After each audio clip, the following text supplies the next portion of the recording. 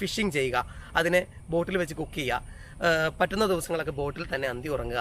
അങ്ങനെ ഒഴുകി നടക്കുന്ന ഒരു വീടുമായി എൻ്റെ കയ്യിലുള്ളൊരു ചെറിയ ബോട്ടിനെ ഒരു വീടാക്കി മാറ്റി അതിലൊഴുകി നടന്ന് യാത്ര ചെയ്യുക. നമ്മുടെ കേരളത്തിലെ ഉൾനാടൻ ജലപാതയിലൂടെ നല്ല നല്ല കാഴ്ചകൾ കണ്ട്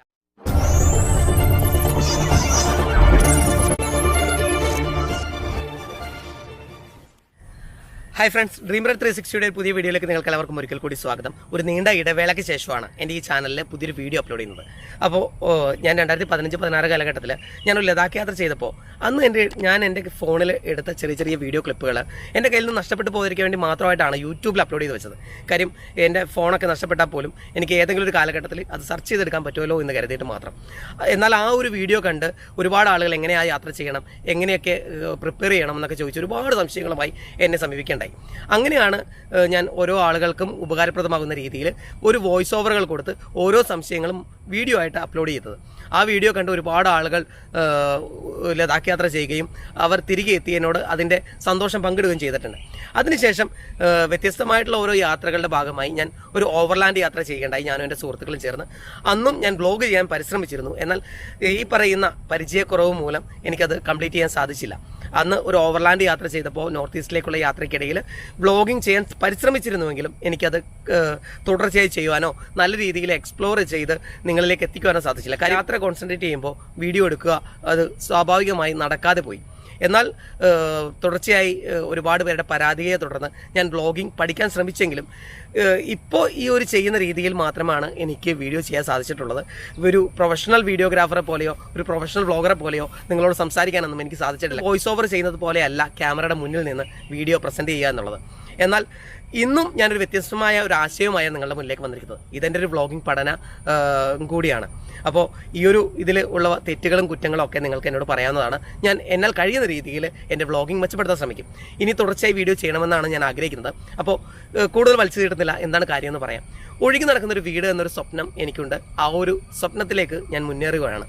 അപ്പോൾ എൻ്റെ കയ്യിലുള്ളൊരു ചെറിയ ബോട്ടിനെ ഒരു വീടാക്കി മാറ്റി അതിലൊഴുകി നടന്ന് യാത്ര ചെയ്യുക. നമ്മുടെ കേരളത്തിലെ ഉൾനാടൻ ജലപാതയിലൂടെ നല്ല നല്ല കാഴ്ചകൾ കണ്ട് യാത്ര ചെയ്യുക, ഫിഷിംഗ് ചെയ്യുക, അതിനെ ബോട്ടിൽ വെച്ച് കുക്ക് ചെയ്യുക, പറ്റുന്ന ദിവസങ്ങളൊക്കെ ബോട്ടിൽ തന്നെ അന്തി ഉറങ്ങുക.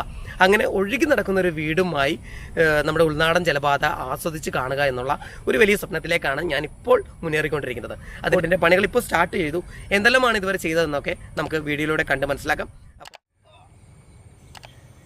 നിങ്ങളിപ്പോൾ ഈ കണ്ടുകൊണ്ടിരിക്കുന്നത് നമ്മുടെ ബോട്ട് വെള്ളത്തിൽ നിന്നും കരയിലേക്ക് കയറ്റാനുള്ള ഒരു പരിശ്രമത്തിൻ്റെ ഭാഗമാണ്. നിങ്ങൾക്ക് പലർക്കും സംശയം തോന്നിയേക്കാം എന്തുകൊണ്ടാണ് ബോട്ട് ഇങ്ങനെ പായലിനുള്ളിൽ മുങ്ങിക്കിടക്കുന്നതെന്ന്. എറണാകുളത്ത് നിന്ന് കൊല്ലം വരെ 14 ദിവസം കൊണ്ട് തുഴഞ്ഞു പോയ ഞങ്ങളുടെ യാത്ര കംപ്ലീറ്റ് ചെയ്ത് തിരികെ വന്നതിന് ശേഷം ഒരു 4-5 മാസ കാലഘട്ടം ബോട്ട് ഉപയോഗിക്കാതെ പുഴയിൽ തന്നെ കെട്ടിയിട്ടിരുന്നു. അന്ന് അവിടെ കാറ്റും മഴയൊക്കെ കൊണ്ട് ബോട്ടിനകത്ത് വെള്ളം കയറി ബോട്ട് ഉപയോഗിക്കാൻ പറ്റാത്ത രീതിയിൽ വെള്ളത്തിൽ മുങ്ങിപ്പോവുകയുണ്ടായി. ബോട്ടിൻ്റെ ഒരു അണ്ടർ എയർ ഡെക്ക് ഉള്ളതുകൊണ്ട് ബോട്ട് നമുക്ക് എത്ര ആഴമുള്ള സ്ഥലത്തും വലിയ തിരമാലകൾ വന്നോ ഇല്ലെങ്കിൽ ബോട്ട് എന്തെങ്കിലും കാരണവശാൽ ഹൈ സ്പീഡുള്ള എഞ്ചിനുകളൊക്കെ ഉപയോഗിച്ച് യാത്ര ചെയ്യുന്ന സമയത്ത് ബോട്ട് മറിഞ്ഞാൽ പോലും വെള്ളത്തിനടിയിലേക്ക് ബോട്ട് മുങ്ങിപ്പോകാതിരിക്കാൻ വേണ്ടിയാണ് ഇങ്ങനെ ഒരു എയർ ഡെക്ക് കൊടുത്തിരിക്കുന്നത്. അപ്പോൾ അങ്ങനെ ഒരു എയർ ഡെക്ക് ഇതിൻ്റെ മാനുഫാക്ചേഴ്സ് ഇതിൽ കൊടുത്തിരിക്കുന്നതിനാൽ കാറ്റും മഴയൊക്കെ വന്ന് വെള്ളം കയറി ബോട്ടിനകം നിറഞ്ഞപ്പോൾ പോലും ബോട്ട് വെള്ളത്തിനടിയിലേക്ക് മുങ്ങിപ്പോയില്ല.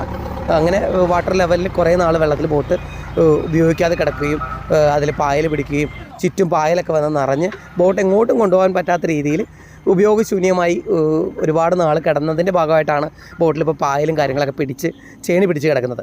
അപ്പോൾ അങ്ങനെയുള്ള ആ ഒരു കാലഘട്ടത്തിന് ശേഷം നമ്മുടെ ബോട്ട് വീണ്ടും കരയിൽ കയറ്റി ഒരു വീടാക്കി മാറ്റാനുള്ള പരിശ്രമത്തിലാണ്. അന്ന് നമ്മുടെ ആ യാത്രാ സമയത്ത് എളുപ്പത്തിന് വേണ്ടിയായിട്ടാണ് നമ്മളൊരു കനോപ്പി രൂപത്തിൽ ഒരു മേൽക്കൂര പണിതത്. അതിൻ്റെ പ്രധാന കാരണം നമുക്ക് യാത്രയിൽ അന്നത്തെ യാത്ര തുഴഞ്ഞുള്ളതായതുകൊണ്ട് തന്നെ തുഴയാനുള്ള എളുപ്പത്തിന്, അതായത് അതിൻ്റെ തുഴകൾ വളരെ ഈസി ആയിട്ട് സൈഡിലൂടെ മൂവ് ചെയ്യണമെന്നുണ്ടെങ്കിൽ നമുക്ക് ഫുൾ ബോഡി ചെയ്തെടുത്താൽ അത് ബുദ്ധിമുട്ടാവും. അതുപോലെ തന്നെ അതിശക്തമായ കാറ്റൊക്കെ വരികയാണെങ്കിൽ ഒരുപക്ഷെ നമുക്ക് തുഴയാൻ പറ്റാതെ വന്നാൽ ഈ കനോപ്പിയിലും കാറ്റ് പിടിച്ച് ദിശ മാറിപ്പോകുന്ന സാഹചര്യമൊക്കെ ഉണ്ടാകുകയാണെങ്കിൽ ഈ കനോപ്പി അഴിച്ചു വെക്കാൻ പറ്റുന്ന രീതിയിലുള്ള ഒരു താൽക്കാലിക മേൽക്കൂരയായിരുന്നു അന്ന് ഞങ്ങൾ പ്ലാൻ ചെയ്തത്. എന്നാൽ അന്നത്തെ യാത്രയിൽ ഞങ്ങൾക്ക് മനസ്സിലായി നമ്മുടെ ബോട്ടിൽ ഒരു നിശ്ചിത ഹൈറ്റുള്ള ഒരു മേൽക്കൂരയൊക്കെ ഉണ്ടെങ്കിൽ വലിയ കാറ്റൊന്നും നമുക്ക് ബുദ്ധിമുട്ടായി മാറുന്നില്ല. അതുകൊണ്ട് തന്നെ ആ യാത്ര കംപ്ലീറ്റ് ചെയ്ത് തിരികെ വന്നതിന് ശേഷം ഒരു ഫിക്സഡ് ആയിട്ടുള്ള ഒരു മേൽക്കൂര പണിയുന്നതിനെ പറ്റി ഞങ്ങൾ കുറേ പ്ലാനുകളൊക്കെ ഉണ്ടാക്കിയിരുന്നു. അങ്ങനെയാണ് ഇപ്പോൾ നിലവിൽ ഇതൊരു വീടാക്കി മാറ്റാനുള്ള പരിശ്രമങ്ങളിലേക്ക് ഞങ്ങൾ എത്തിച്ചേർന്നത്. അപ്പോൾ ഈ കാണുന്ന രീതിയിലുള്ള ഈ ഒരു ബോട്ടിനെ ഒരു വീടാക്കി മാറ്റുന്നതിൻ്റെ ഭാഗമായിട്ട് എന്തെല്ലാം കാര്യങ്ങളാണ് നമ്മൾ ചെയ്യാൻ പോകുന്നതിനെക്കുറിച്ചുള്ള ഒരു ചെറു വിവരണം ഞാൻ നിങ്ങൾക്ക് നൽകാം. ആദ്യമായി ചെയ്യാൻ പോകുന്നത് ഈ ഒരു ബോട്ടിനെ ഒന്ന് വാഷ് ചെയ്ത് പെർഫെക്റ്റ് ആക്കിയതിന് ശേഷം ഇതിന് മുകളിലേക്ക് ഒരു മേൽക്കൂര ഉണ്ടാക്കുക എന്നുള്ളതാണ് ആദ്യ ഘട്ടം. അപ്പോൾ ആ ഒരു ആദ്യ ഘട്ടത്തിൽ ഒരു മേൽക്കൂര ഉണ്ടാക്കുമ്പോൾ പ്രധാനമായും ശ്രദ്ധിക്കേണ്ട കാര്യങ്ങളെന്ന് പറയുന്നത് അതൊരു എയറോഡൈനാമിക് ഷേപ്പ് അല്ല എങ്കിൽ നമുക്ക് അത്യാവശ്യം നല്ല കാറ്റ്, എതിർദിശയിൽ കാറ്റുള്ളപ്പോഴൊക്കെ മുന്നോട്ട് പോകുവാനായിട്ട് അത് ബുദ്ധിമുട്ടായി തീരും. അതുകൊണ്ട് ഒരു എയറോഡൈനാമിക് ഷേപ്പുള്ള ഒരു മേൽക്കൂര ഉണ്ടാക്കുക.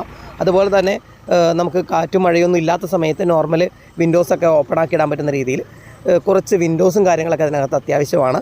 അതുപോലെ തന്നെ ചെറിയ മഴയും കാര്യങ്ങളൊക്കെ ഉണ്ടെങ്കിൽ അത് ക്ലോസ് ചെയ്തിടാൻ പറ്റുന്ന രീതിയിലാക്കുകയും അത് ചെറിയൊരു കർട്ടൻ കൊടുക്കുകയും ഒക്കെ ആയിട്ട് ഒരു വീടിന് വേണ്ട രീതിയിൽ ഒരു ചെറിയ ബോട്ടിനെ മാറ്റിയെടുക്കാനാണ് പ്രധാനമായിട്ട് ഉദ്ദേശിക്കുന്നത്. അതിൻ്റെ പണികൾ ആരംഭിച്ചു. അപ്പോൾ എന്തെല്ലാമായി പണികളെന്നും ഇനി വരുന്ന പണികൾ എന്തൊക്കെയാണ്, ബോട്ടിൽ എന്തെല്ലാമാണ് ചെയ്യുന്നതൊക്കെ തുടർച്ചയായി നമുക്ക് കാണാം. അതൊക്കെ വ്ളോഗായിട്ട് നിങ്ങളിലേക്ക് എത്തിക്കണമെന്ന് ഞാൻ ആഗ്രഹിക്കുന്നു. അപ്പോൾ ഇതുപോലുള്ള സ്വപ്നം നിങ്ങൾക്കും ഉണ്ടെങ്കിൽ എന്നിൽ നിന്ന് കൂടുതൽ കാര്യങ്ങൾ നിങ്ങൾക്ക് പഠിക്കാൻ സാധിച്ചാൽ അതൊരു വലിയ കാര്യമായിരിക്കും. ഇനി അതല്ല, നിങ്ങളെ കൊണ്ട് ഇങ്ങനെയുള്ളൊരു ബോട്ട് വാങ്ങി ഇല്ലെങ്കിൽ ഒരു ബോട്ട് മേക്ക് ചെയ്തെടുക്കാൻ കഴിയില്ല എന്നുള്ള ഒരാളാണെങ്കിൽ, ഇങ്ങനത്തെ ഒരു സ്വപ്നമുള്ള ഒരാളാണെങ്കിൽ നിങ്ങൾക്ക് എൻ്റെ യാത്രകൾ കാണാം, ആസ്വദിക്കാം. നിങ്ങളുടെ വിലയേറിയ നിർദ്ദേശങ്ങളോ അഭിപ്രായങ്ങളൊക്കെ ഞാൻ തീർച്ചയായും സ്വീകരിക്കുന്നതാണ്. അതിൽ നല്ല കാര്യങ്ങൾ ഞാൻ മാറ്റം വരുത്താൻ പറ്റുന്നത് പോലെ തന്നെ മാറ്റങ്ങൾ വരുത്തി എൻ്റെ യാത്രയിൽ ഉൾപ്പെടുത്തുന്നതാണ്. തീർച്ചയായും വീഡിയോ കാണുക. എൻ്റെ ഈ ഒരു ഒഴുകി നടക്കുന്ന വീട് നിങ്ങളുടേത് കൂടിയാണ്. പറ്റുന്ന ദിവസങ്ങളിൽ യാത്രയിൽ നിങ്ങൾക്കും പങ്കുചേരാം. എനിക്ക് മെസ്സേജ് അയയ്ക്കുക. ഈ ഒരു ബോട്ടിൻ്റെ പണികൾ തീരുമ്പോൾ ഞാൻ എൻ്റെ യാത്രയിൽ നിങ്ങളും കൂടെ ഉണ്ടാകും എന്നുള്ള വിശ്വാസത്തോടെ നിർത്തുന്നു.